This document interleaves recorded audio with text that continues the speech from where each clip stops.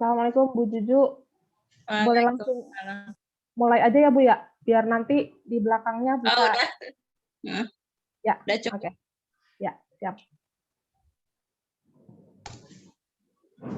Bismillahirrahmanirrahim. Assalamualaikum warahmatullahi wabarakatuh. Waalaikumsalam warahmatullahi wabarakatuh. Terima kasih Bapak Ibu sekalian atas kehadirannya hari ini. Terima kasih juga Ibu Juju atas kehadirannya selaku moderator.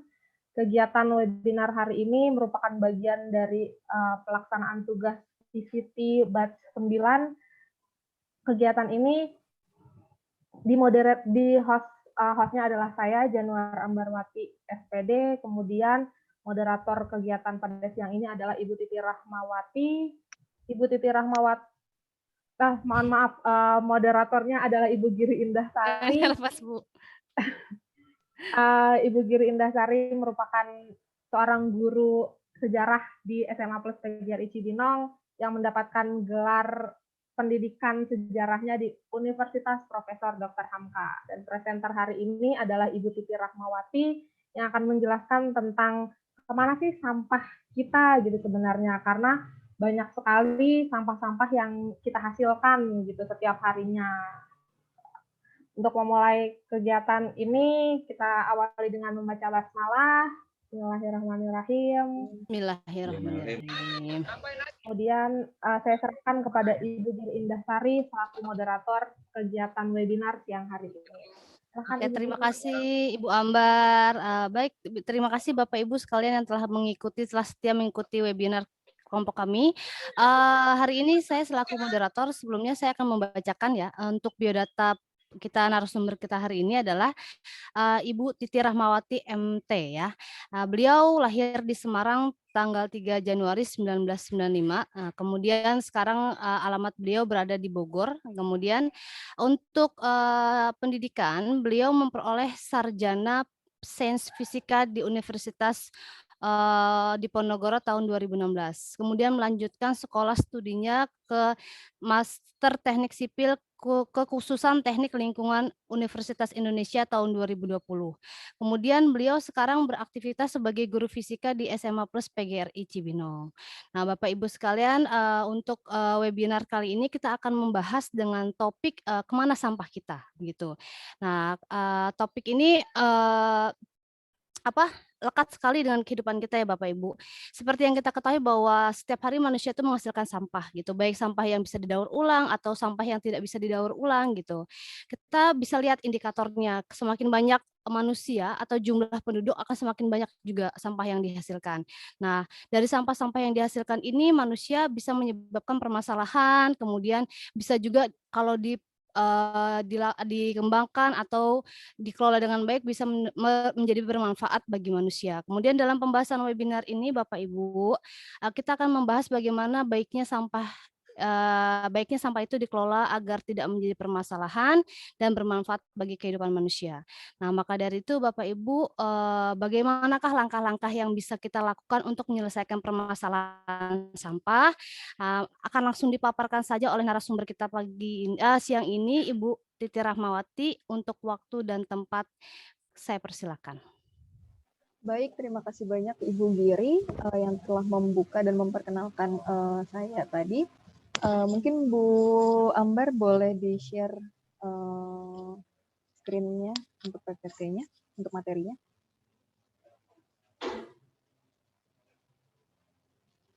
Oke, baik, sudah terlihat. Terima kasih banyak Bu Ambar. Oke, jadi di sini kita sharing aja sebenarnya sampah-sampah yang kita hasilkan itu tuh kemana gitu. Jadi yang tahu tuh bukan cuma anak-anak dari orang-orang lingkungan, tapi masyarakat awam juga tahu sebenarnya kita tuh setiap hari menghasilkan sampah yang bertumpuk-tumpuk terus gitu. Kalau misalkan tidak diolah, ya bahkan di ratusan tahun kemudian satu pulau tuh bisa terisi penuh sampah gitu, jadi gunung sampah seperti itu. Boleh dilanjut Bu Ambar? Oke, jadi perlu diketahui Indonesia itu termasuk ke dalam yang jumlah penduduknya itu paling banyak di dunia. Itu kita menempati peringkat keempat. Nah, penduduknya yang banyak ini juga sangat berpengaruh pada jumlah sampah yang dihasilkan, karena makin banyak, logikanya sih makin banyak jumlah penduduknya atau makin tinggi populasi penduduknya, maka jumlah sampah yang dihasilkan juga akan semakin banyak, apalagi kalau misalkan tidak terolah. Ini salah satu contohnya, ini ada di tempat pembuangan akhir di Bantar Gebang. Jadi bisa dibayangkan ini ada alat berat yang sebenarnya tuh kalau misalkan kita berdiri di samping alat berat ini sudah terlihat sangat besar, ternyata gunung sampah ini lebih besar lagi gitu. Jadi bisa dibayangkan tumpukan sampahnya segimana. Oke, boleh dilanjut Bu Ambar. Oke, kemudian ini untuk pengetahuan kita juga. Jadi di sini saya akan menyebutnya timbulan sampah. Timbulan sampah di Indonesia ini kita yang ternyata yang terkelola dan yang tidak terkelola itu masih banyak juga yang tidak terkelolanya. Jadi yang terkelola itu hanya 75%-nya, sedangkan sisanya ya bisa aja dia masuk ke tempat pembuangan akhir tadi atau TPA tadi. Kemudian tingkat pengurangan sampahnya juga masih kurang dari 50%. Jadi di sini cuma 37% yang yang berkurang gitu sampahnya sebelum masuk ke TPA seperti itu. Kemudian boleh.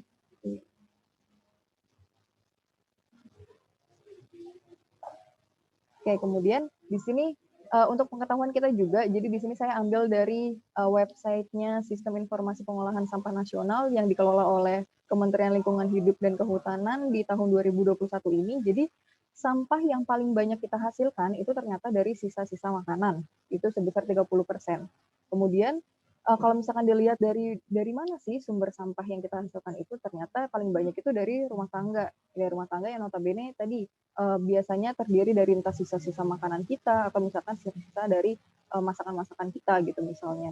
Kemudian sisa makanan ini kan otomatis basah gitu, otomatis basah, sedangkan kita di rumah juga tidak melakukan pemilahan, sehingga bercampur dengan yang lain yang sebenarnya mungkin bisa kita pilah, bisa kita recycle, tapi karena tercampur jadinya ya udah tidak bisa diapa-apakan dan berakhir aja gitu di TPA seperti itu. Oke, boleh dilanjut.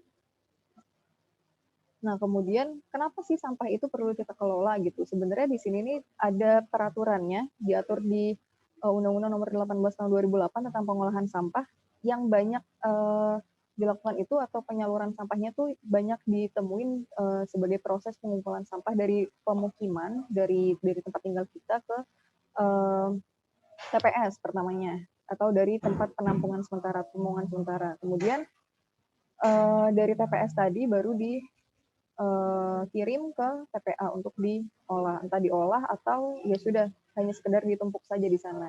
Kemudian dari sini akan menimbulkan masalah karena tingginya jumlah sampah yang dihasilkan oleh kita sendiri tadi yang akan menambah beban di TPA. Kemudian tingkat pengelolaan dan pelayanan dari sampah itu sendiri juga masih rendah gitu. Kemudian TPA juga terbatas jumlahnya. Kemudian institusi pengelolaan sampah dan masalah biaya juga bisa jadi masalah. Kemudian yang paling krusial adalah tingkat kesadaran masyarakat sendiri. Jadi masih suka ada yang buang sampah sembarangan, kemudian masih tidak sadar kalau dari pribadi kita sendiri atau dari individu kita sendiri sebenarnya bisa kok melakukan pengurangan sampah itu sendiri. Seperti itu. Boleh dilanjut lagi Bu Ambar? Oke, kemudian di sini ada yang namanya sistem pengolahan sampah, hierarki pengolahan sampah. Dari yang paling atas itu yang sebenarnya bisa kita lakukan pertama kali. Di sini ada reduce. Reduce itu jadi kita melakukan pengurangan sampah. Pengurangan sampah itu misalkan kita mengganti sedotan plastik dengan kita tidak menggunakannya sama sekali, atau misalkan kita ganti pakai sedotan stainless atau sedotan kayu atau sedotan paper gitu misalnya. Tapi yang banyak beredar sekarang sedotan plastik tadi bisa kita alihkan menjadi sedotan stainless. Kemudian misalkan kita belanja di supermarket gitu misalnya yang biasanya pakai plastik, di sini kita bisa bawa goodie bag sendiri. Atau misalnya kita membiasakan diri bawa botol minum kemana-mana daripada membeli air mineral yang kemasan seperti itu, daripada menimbulkan sampah yang baru. Kemudian langkah kedua yang bisa kita lakukan adalah kita melakukan reuse. Jadi kalau misalnya dari sampah-sampah yang sudah kita hasilkan, apabila masih bisa digunakan kembali atau diperbaiki, repairing or reconditioning device, Jadi bisa kita gunakan kembali. Kalaupun dia tidak bisa digunakan kembali, baru kita lakukan recycle. Recycle ini berarti kita mengubah fungsinya atau mengubah bentuk dari sampah yang sudah kita hasilkan tadi menjadi sesuatu yang baru gitu. Kalau misalkan sudah tidak bisa di recycle, baru kita recovery. Bedanya recovery dan recycle adalah kalau recycle tadi kita mengubah sampah yang sudah kita hasilkan menjadi bentuk yang baru gitu, yang mungkin dia masih setara fungsinya. Kalau misalkan di recovery, kita mengubah sampahnya menjadi misalkan energi yang bisa terbarukan gitu. Misalnya nanti akan dijelaskan di slide selanjutnya. Kemudian kalau misalkan sudah mentok, nggak bisa di recovery lagi, udah nggak bisa di recycle, nggak bisa di reuse, baru dia akan masuk ke disposal atau TPA, akan menjadi sampah yang ya udah nggak bisa diapain gitu. Atau nama lainnya di sini kita punya landfill yang tidak ada alternatif lainnya. Oke, boleh dilanjut lagi Bu Ambar. Oke, kemudian pengolahan sampah yang banyak ditemukan di Indonesia ini nih sebenarnya kita banyak nemu kayak misalkan di Bantar Gebang. Bantar Gebang itu sistemnya adalah landfill. Jadi sampah-sampah yang dikirim entah dari mana-mana, dari Jakarta sih biasanya, itu akan diratakan dan dipadatkan dengan alat berat dan dilapisin dengan tanah. Kenapa dilapisin dengan tanah? Supaya tidak makin mencemari air di bawah tanahnya. Kemudian yang kedua, di sini kita punya metode open dumping. Jadi kalau misalkan bedanya open dumping dan landfill ini sebenarnya adalah kalau misalkan open dumping ya udah dia cuma ditumpuk aja di sana tanpa ada pengolahan lebih lanjut gitu. Jadi nggak diratakan, nggak dipadatkan, jadi dibiarkan berhamburan gitu di mana-mana. Nah, tapi masalahnya adalah dari kedua metode ini ternyata punya sama-sama kurang ramah gitu, atau bisa menyebabkan pencemaran pada air tanah dan juga pencemaran udara. Mungkin teman-teman udah familiar lah kalau misalnya terjadi pencemaran di air tanah. Itu dari air lindinya atau air tetesan-tetesan sampahnya itu bisa masuk ke tanah gitu, jadi bisa mencemari air tanah. Air tanah itu nanti larinya akan ke sumur yang kita pakai sih sebenarnya. Kemudian ternyata dia juga bisa mencemari udara. Hubungannya apa? Oh, ternyata si TPA atau si landfill tadi itu bisa menyumbang gas rumah kaca gitu, bisa menyebabkan emisi rumah kaca yang dia itu didominasi oleh CH4 atau metana, kemudian karbon dioksida dan N2O. Kemudian makanya perlu kita adanya inovasi buat pengolahan sampah itu sendiri biar nggak cuma numpuk aja di TPA gitu.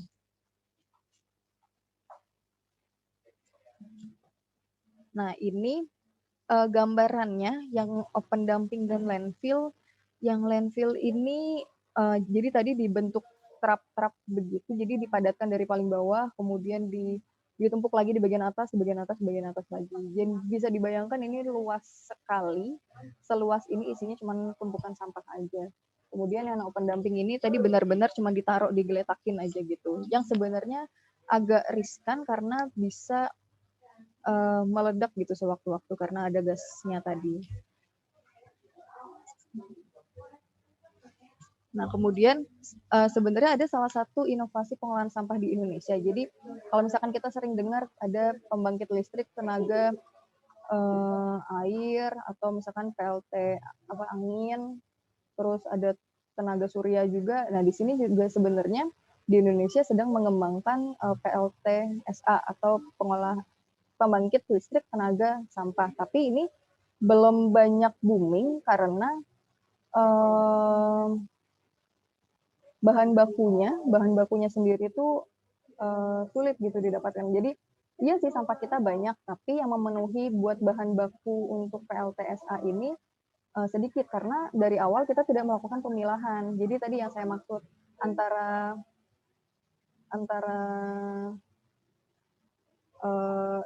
sisa-sisa makanan, sampah sisa makanan yang basah bercampur dengan yang kering, yang seperti plastik atau misalnya kertas dan lain sebagainya yang sebenarnya bisa langsung dibakar, tapi dia bercampur dengan sisa makanan yang basah. Jadi kalau misalkan pun dimasukkan ke sebagai bahan baku PLTSA ini agak sulit atau memerlukan treatment dulu sebelumnya dan membutuhkan biaya yang besar gitu. Nah, konsepnya gimana si PLTSA ini? Bisa dilakukan gampangnya pembakaran terlebih dahulu sebelum sebelum masuk ke PLTSA. Jadi ada yang namanya incinerasi, pirolisis, dan gasifikasi. Yang jadi masalahnya adalah dari ketiganya ini sama-sama menghasilkan residu lagi. Residunya berupa debu atau ash nih dibilangnya kalau di teknik lingkungan. Kemudian bisa juga ada emisinya, ada debu-debunya tadi gitu, yang bisa aja berterbangan. Terus kalau misalkan dia ditempatkan di satu lingkungan gitu atau di satu pemukiman, bisa berpengaruh jangka panjang ke kitanya gitu. Jadi penyakit di kitanya seperti itu. Boleh dilanjut, Bu? Oke. Nah, sebenarnya apa aja nih yang bisa kita lakukan buat kita melakukan step yang pertama tadi, yang reduce tadi. Yang pertama, kita bisa mengurangi penggunaan plastik.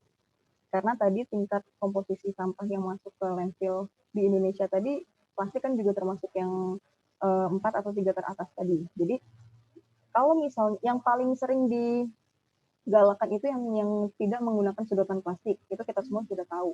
Kemudian, saya yakin juga teman-teman di sini sudah membiasakan untuk bawa botol minum sendiri, karena selain menjaga lingkungan juga hemat gitu, atau lebih sehat minum air putih daripada jajan-jajan gitu. Kemudian kalau misalkan belanja ke supermarket atau kemana gitu, jadi kita bawa goodie bag sendiri untuk belanjanya. Kemudian yang bisa kita lakukan lagi, misalkan kita jajan di pinggir jalan, di abang-abang gitu, kita bisa bawa wadah kita sendiri. Jadi kita bawa kotak makan kita sendiri buat jajanan kita gitu. Jadi kita nggak pakai plastik dari abangnya atau nggak pakai kertas dari abangnya lagi. Kemudian yang kedua, kita bisa menghabiskan makanan kita. Jadi supaya nggak mubazir juga gitu, supaya nggak menambah beban di TPA tadi dan menjadi yang ujung-ujungnya tadi menjadi polusi atau menyebabkan efek rumah kaca tadi. Kemudian kita juga bisa melakukan pemilahan sampah yang biar tadi entah dari sisa makanan atau dari yang sampah plastik, yang sampah kertas itu nanti bisa dipisahkan, kemudian dapat diolah sesuai dengan jenisnya.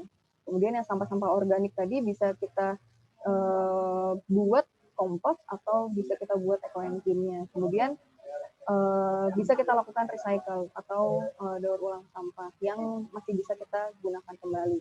Kemudian ini yang paling sering kita lakukan, kan kita sering belanja online ya. Kalau belanja online, apalagi misalkan kita cuma beli satu produk tapi ternyata beberapanya tuh tebel banget gitu. Jadi kita bisa ngakalinnya dengan kita beli barang dengan jumlah yang besar gitu. Jadi sekalian aja sampahnya satu kali aja, nggak usah berkali-kali gitu. Oke. Kemudian saya punya satu slogan, jadi kalau misalkan kita sayang sama lingkungan, itu kita nandain juga kita sayang sama diri kita sendiri. Oke, mungkin itu paparan dari saya. Kalau misalkan ada teman-teman yang mau diskusi atau tanya, diperbolehkan. Saya kembalikan ke Ibu Giri.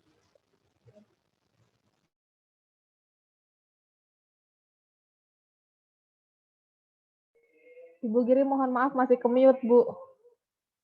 Maaf, oke. Terima kasih untuk Ibu Titi atas pemaparannya yang luar biasa detail dan lengkap ya.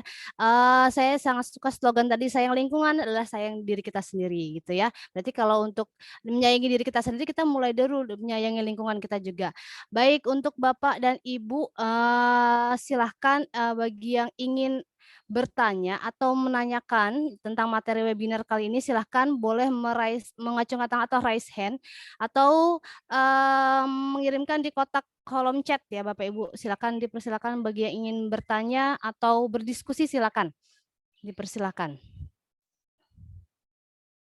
Jangan lupa Bapak Ibu untuk mengisi presensinya ya Bu. Sudah di-share oleh Ibu Ambar di kolom chat. Silakan Bapak Ibu yang mengikuti webinar untuk mengisi presensinya terlebih dahulu. Kemudian jika ada yang ingin bertanya, berdiskusi, silakan untuk meraise hand atau menuliskan di kolom chat komentar, silakan.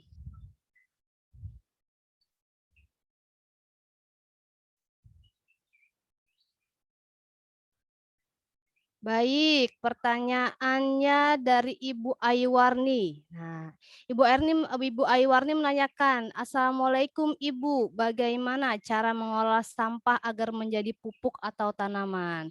Ya, Bu Ai, ini pencinta tanaman ya. Jadi tanya bagaimana sih cara membuat pupuk dari tanaman, dari sampah ya. Silakan Bu Titi untuk pertanyaan Ibu Aywarni bisa langsung dijawab. Oke, baik. Terima kasih banyak Bu Ai pertanyaannya. Sebelumnya mungkin ini sharing aja ya, karena saya belum pernah bikin pupuk dari sampah dapur secara langsung. Yang pernah saya lakukan itu saya bikin agroenzim. Nah, kalau misalkan bikin pupuk kompos itu yang kita butuhkan sampah-sampah dari yang organik gitu, atau sampah-sampah dari dapur.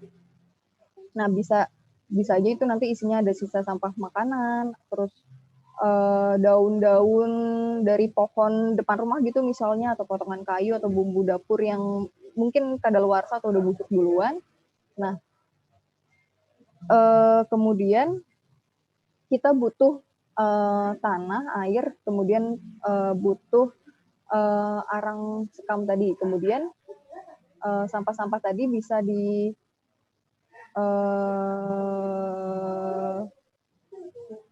kita campurkan yang tadi sampah makanan tadi atau sampah yang organik tadi, kita campur dengan tanah ke dalam wadah yang telah diisi tadi sampah-sampah organik tadi. Kemudian ini membutuhkan waktu sebenarnya, jadi kita bisa menyiramkan si tanah tadi atau si tanah yang sudah dicampur dengan sampah tadi dengan air secukupnya.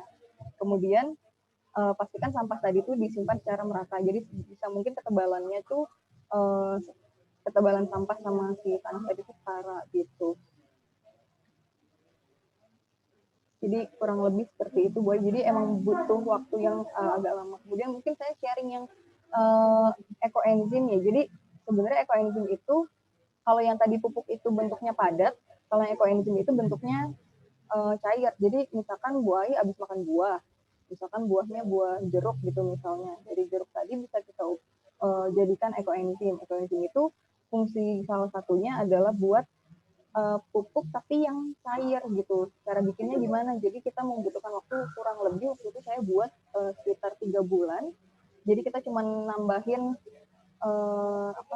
kita cuma nambahin si sampah kulit jeruk tadi, kemudian kita tambahin dengan gula, terus kita tambahin lagi dengan air cukupnya, kemudian kita tutup botolnya. Jadi botolnya itu kalau bisa botol yang plastik itu yang bisa ngembang, karena si ekoenzim tadi menghasilkan gas gitu. Takutnya kalau misalnya botolnya botol kaca, nanti malah tutupnya loncat gitu. Terus perlu waktu selama beberapa hari buat buka tutup botol tadi sampai 3 bulan, sampai dia terfermentasi, baru kita bisa pakai cairan ekoenzim tadi sebagai pupuk cair maksudnya. Seperti itu, Bu Ai, semoga menjawab. Gitu Bu Ai ya jawabannya. Jadi dengan menggunakan tadi, kalau Bu Titi bilang dia pakai kalau pupuk biasa yang bentuknya padat itu dicampur antara sampah basah dengan tanah, kemudian dengan air. Kemudian kalau ini Bu Titi mau lakukan inovasi dengan ekoenzim. Saya juga baru tahu Bu Titi kalau ada sampah, kalau ada pupuk cair begitu ya, pakai gula, pakai zat-zat lain gitu kan ya. Jadi inovasi terbaru. Mungkin Bu Ai nanti di rumah bisa dicoba ya Bu Ai ya. Jadi kalau habis makan boleh tambahin gula, garam dan lain-lain ya Bu Ai ya. Oke, terima kasih Bu Ai untuk pertanyaannya. Bapak Ibu, selain Bu Ai, mungkin ada lagi yang mau ditanyakan tentang pengolahan sampah ya. Jadi mungkin kita yang silakan Ibu. Oke, Assalamualaikum warahmatullahi wabarakatuh. Nanya dikit. Waalaikumsalam warahmatullahi wabarakatuh. Tadi kan pengurangan sampah itu kan yang dikelola itu hanya bisa tereduksi itu kan hanya 35% ya? Kira-kira apa sih yang melatar belakangi pengurangan sampah yang seharusnya 100% gitu, dan efeknya itu seperti apa? Oke, baik Bu Gizi, terima kasih banyak pertanyaannya.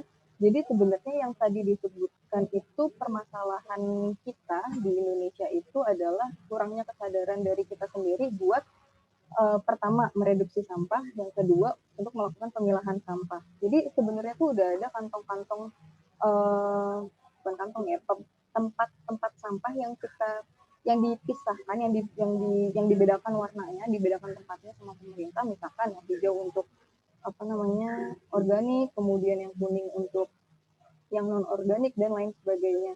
Kemudian dari kitanya sendiri yang tidak melakukan pemilahan tadi. Kemudian kalau misalkan dari awal aja tidak melakukan pemilahan, otomatis kan akan tercampur tadi. Karena sudah tercampur tadi, kalau misalkan akan dilakukan pengolahan lebih lanjut, misalkan tadi dengan mau dipakai buat pembangkit listrik tenaga sampah tadi, yang sebenarnya itu membutuhkan sampah yang kering. Misalkan sampah keringnya berupa plastik, kertas, dan lain-lain. Tapi karena sudah bercampur dengan yang lain, karena sudah bercampur dengan sisa makanan gitu misalnya, jadi dia menjadi basah dan membutuhkan treatment kelanjutan untuk mengeringkan dulu lah, ibarat mengeringkan si sampahnya itu dulu tadi. Seperti itu. Dampaknya otomatis akan menambah beban si TPA-nya seperti itu, Bu. Jadi sebenarnya mulai dari kita sendiri paling enggak untuk tadi pertama mengurangi, kemudian yang kedua untuk melakukan pemilahan. Gitu. Baik. Terima kasih. Mungkin di sini penting juga ya untuk pembinaan dari pemerintah juga ya untuk memberikan kesadaran kepada masyarakat gitu ya terkait dengan pemilah-milihan. Kemudian di setiap daerah juga mungkin butuh dinas kebersihan juga mungkin harus lebih aktif lagi gitu ya. Karena faktanya ternyata di masyarakat juga banyak yang bingung juga membuang sampah gitu. Iya, benar sekali, Bu. Ya, itu saja mungkin. Terima kasih. Baik, terima kasih banyak, Bu. Ya, terima kasih banyak Bu Juju untuk pertanyaannya. Berarti tadi kenapa tidak 100% karena tidak ada pemilihan ya. Kemudian pertanyaan selanjutnya ini datang dari Bapak Adit Nugroho ya. Assalamualaikum Ibu, saya izin bertanya, kita tahu bahwa daerah Bantar Gebang itu adalah daerah tempat pembuangan akhir sampah. Nah, bahwa daerah tersebut sampahnya banyak seperti gunung ya, karena memang banyak sampah ya. Kemudian mana tadi ya? Sebentar. Di sana daerahnya tuh banyak sampahnya. Nah, itu didiamkan saja atau bagaimana, Bu? Kenapa bisa sampai seperti itu? Mungkin saya singkat pertanyaan ya, kenapa daerah Bantar Gebang itu sampahnya bisa menggunung seperti itu? Apakah didiamkan saja atau memang tidak ada pelaksanaan ataupun pengelolaan sampah? Jadi seperti itu mungkin pertanyaannya Pak Adit ya. Oke, saya bantu jawab ya. Sebenarnya satu pengetahuan lagi, sampah yang ada di TPST Bantar Gebang atau kepanjangannya itu tempat pengolahan sampah terpadu di Bantar Gebang itu asal mulanya bukan cuma dari Bekasi, tapi ada dari Jakarta juga. Nah, bayangin aja kalau misalkan cuma dua kota, cuma dari Jakarta dan Bekasi aja yang numpuk di Bekasi, ya akan seluas apa dan akan tinggi apa. Dan sebenarnya juga si TPST Bantar Gebang tadi itu sudah penuh gitu, udah penuh, dan dia punya anaknya si TPST Bantar Gebang tadi namanya TPA Sumur Batu yang ada di dekatnya si Bantar Gebang tadi itu. Nah, yang dilakukan di sana tuh apa? Sebenarnya tuh ada banyak. Bukan cuman tadi diolah menjadi, atau nggak cuma dipadatkan, kemudian ditumpuk lagi sampai jadi gunung, tapi sebenarnya juga dari bawahnya itu dilakukan pengolahan seperti memisahkan si lindinya, karena si lindinya tadi bisa dimanfaatkan lagi. Kemudian juga di bawahnya itu bisa dilakukan pemilahan yang masih bisa dilakukan pemilahan gitu. Biasanya sih di dekat-dekat sana suka ada pemulungnya biasanya. Nah, si pemulungnya ini kan suka nyari yang gelas plastik atau si botol plastik itu yang dia bisa jual lagi gitu. Jadi bukan cuma sekedar ditumpuk-tumpuk aja gitu, dan si Bantar Gebang itu bukan cuma dari Bekasi aja sebenarnya. Jadi dari kota-kota di Jakarta juga larinya ke Bantar Gebang. Seperti itu. Ya, pertanyaan baik. Terima kasih Bu Titi untuk pertanyaan jawabannya. Satu lagi Bu Titi, pertanyaan dari Ibu Nurul. Assalamualaikum Bu, tindakan apa yang harus kita lakukan untuk mengurangi sampah rumah tangga sebelum dibuang ke pembuangan sampah besar? Oke, terima kasih banyak Bu Nurul. Yang harus kita lakukan untuk mengurangi, yang pertama, kalau habis makan dihabisin supaya tidak menimbulkan sampah. Yang kedua, sampah-sampah rumah tangga itu tadi sebenarnya sih isinya nggak cuman sampah makanan. Kalau sampah makanan tadi bisa kita jadikan kompos atau misalkan ekoenzim. Mungkin Bu Nurul juga sudah berpengalaman untuk membuat kompos atau ekoenzim.